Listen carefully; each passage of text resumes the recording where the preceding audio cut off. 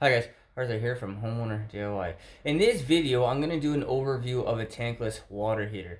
So these are becoming more and more popular, but from a traditional storage type water heater, which in a house will be either 40 or 50 gallons, to take out a 40-gallon water heater and install a tankless, it's not quite a pull the old one out and install the new one.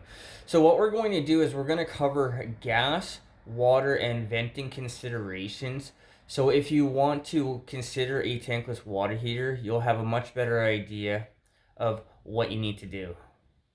Alright, so this is a Renai, that's what it says right here, a Renai. So this is the front cover. There are screws that hold the front cover in place. So we'll take the cover off. We have a keypad here in the middle. So going over the parts here, our cold is down here. Our hot connection, which we will look at, is over here. This is the heat exchanger.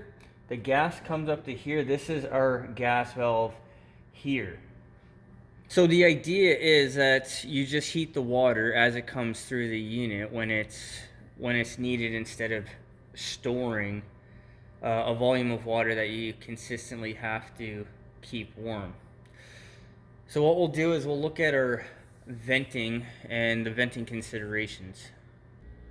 All right, this is the top of the unit. This is our vents. So there's more than one way that you can bring air and then vent this unit.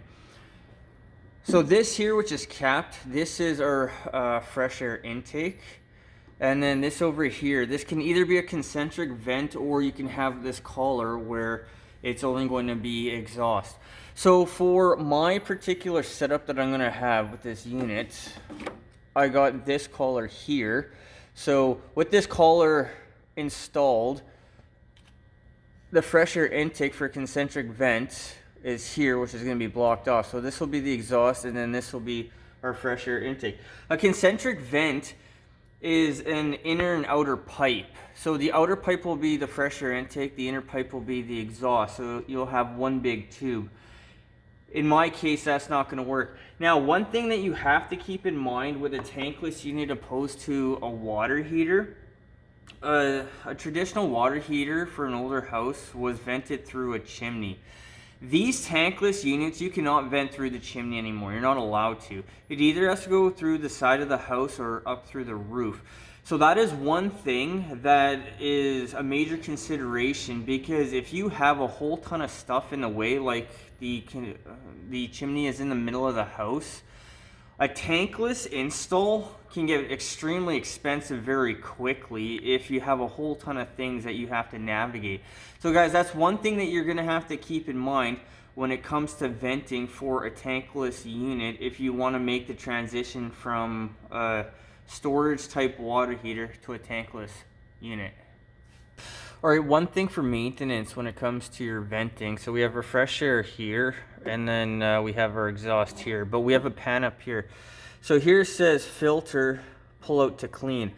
So this filter that has a screen on it,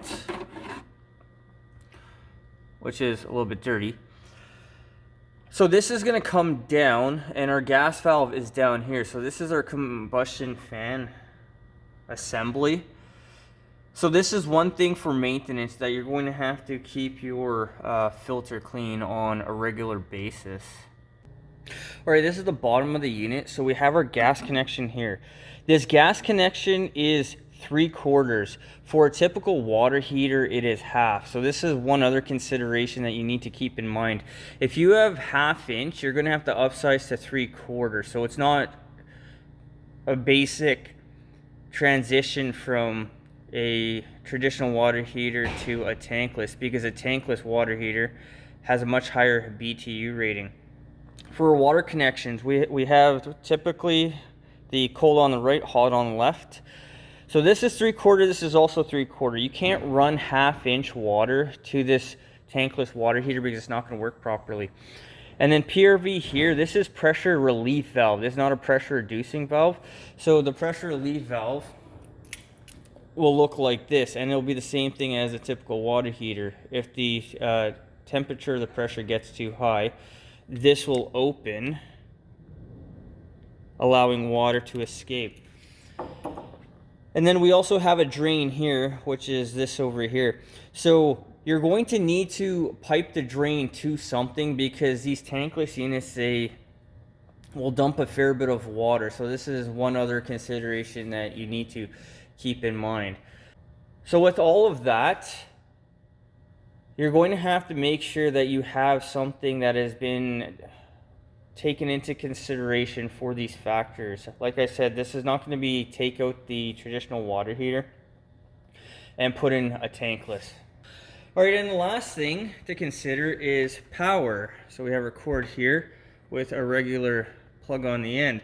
So this will be a typical 120, and then we have our module here for power.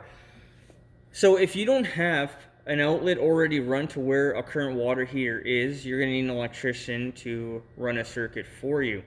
Now keep this in mind as well, a traditional water heater doesn't need any electrical power, so if the power goes out you still have hot water. Unless you have a battery backup for your tankless system, you will have no hot water if your power goes out because the tankless needs electrical power on top of gas and water. Alright guys, so that concludes the overview for a tankless water heater.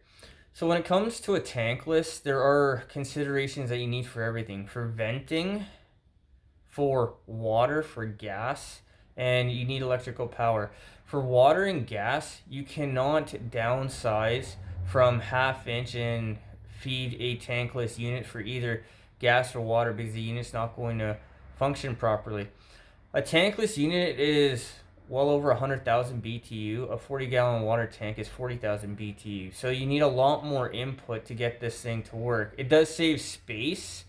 Long term, it is going to be cheaper to run, but it's going to be much more expensive with an upfront cost in an older house. If you're doing this in a newer house, for the most part, it should be a lot more straightforward because hopefully, at least for your install, things were taken into consideration for a tankless unit. Otherwise, the unit itself, one of these tankless water heaters are probably around $3,500. A typical water heater, maybe nowadays, is about $800. To get the provisions, the water, gas, venting, this is going to cost you a fair bit on the install side as well. So this is something that you're going to have to keep in mind. But at long term, I'd say maybe 5 or 10 years, you should be able to get a return on your investment with going with a tankless water heater. I would suggest that if you have an older house, just stick with a regular storage tank type water heater, a 40 or 50 gallon, because more than likely it's not going to be a straightforward install. And guys, for the last thing, I highly recommend getting a certified professional to install a tankless.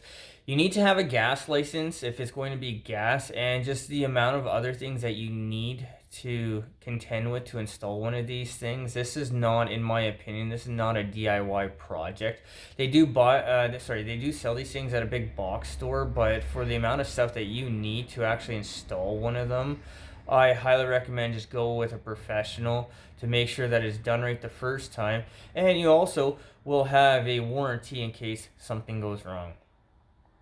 Guys, I hope you enjoyed the video. I hope you learned something. I hope the information I've given you here is going to help you to make a better decision if you want to make the transition from a traditional storage tank type water heater to a tankless model. Guys, till next time, please hit the like button, subscribe, and I'll see you on the next project.